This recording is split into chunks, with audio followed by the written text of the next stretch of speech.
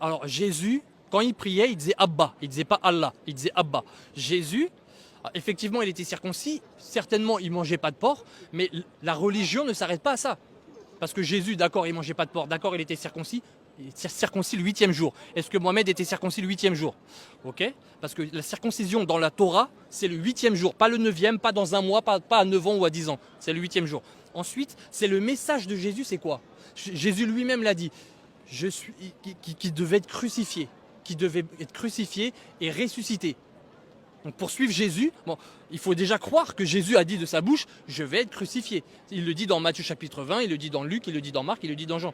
Je vais être crucifié, je vais ressusciter. Jésus le dit. Les chrétiens y croient et suivent cette pensée-là que Jésus est l'agneau de Dieu qui ôte le péché du monde. Les musulmans ne croient pas en ça. Donc quand les musulmans ils disent, nous croyons plus en Jésus que les chrétiens eux-mêmes, nous suivons plus Jésus que les chrétiens eux-mêmes, parce que nous on mange pas de porc comme Jésus et parce que nous on est circoncis comme Jésus, mais ça ne se résume pas. Le fait de suivre Jésus, ça ne se résume pas au fait de manger du porc ou pas du porc, ou d'être circoncis ou pas. Ça va bien au-delà de ça. Est-ce que tu crois que Jésus est le Fils de Dieu? Parce que qu'est-ce que dit la Bible très clairement dans Jean chapitre 3? Mais très clairement, Jean chapitre 3, verset 36.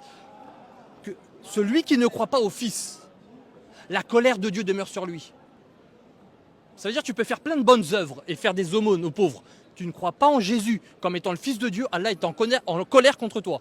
Pourtant, tu fais des bonnes œuvres, t'en fais plein. La balance, elle est lourde, plein de bonnes œuvres. Mais la Bible dit clairement que si tu ne crois pas que Jésus est le Fils de Dieu, Dieu est en colère contre toi. C'est pas moi qui le dis, c'est Jean. Et Jean, c'est qui Jean? Mais c'est un apôtre de Jésus. C'est une colonne. C'est un des califes les plus importants des 12 apôtres. Donc c'est Jean qui dit que si tu ne crois pas que Jésus, celui qui nie le Père et le Fils, c'est l'Antéchrist. Ça, c'est dans 1 Jean. Mais il est dit dans Jean chapitre 3, l'évangile selon Jean chapitre 3, celui qui nie le Fils, la colère de Dieu demeure sur lui. Donc, bibliquement parlant, la colère de Dieu demeure sur les musulmans. La colère de Dieu demeure sur les musulmans. C'est pas moi qui le dis, hein, c'est la Bible. Pourquoi? Parce que les musulmans ne croient pas que Jésus est le Fils de Dieu. Et Jean a dit que celui qui ne croit pas que Jésus est le Fils de Dieu, la colère de Dieu demeure sur lui. Donc c'est pas moi qui le dis, c'est Jean. Et Jean, c'est dans la Bible. Toutes les Bibles au monde te disent que si tu nies Jésus comme le Fils de Dieu, bah, la colère de Dieu est sur toi. Donc moi, je préfère suivre quelqu'un qui dit être le Fils de Dieu et qui le prouve par des miracles.